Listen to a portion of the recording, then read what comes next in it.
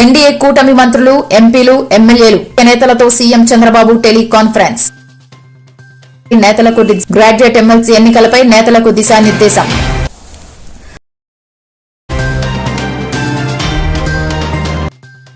కాంగ్రెస్ పాలనలో real estate రంగం కుదేలైందని కాంగ్రెస్ సర్కార్పై మండిపడ్డ మాజీ మంత్రి హరీష్ రావు.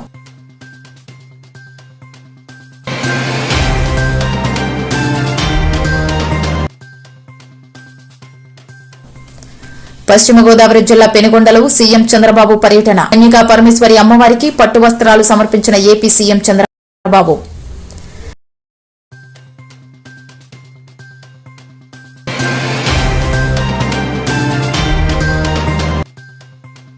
నేడు తెలంగాణ భవన్లో మాజీ మున్సిపల్ చైర్మన్లు, వైస్ చైర్మన్లను పార్టీ తరపున సన్మానించిన కేటీఆర్. మున్సిపాలిటీల్లో గత 10 ఏళ్లుగా జరిగిన పనులు ఎక్కడా జరగలేదు అని స్పష్టం చేసిన బీఆర్ఎస్ వర్కింగ్ ప్రెసిడెంట్.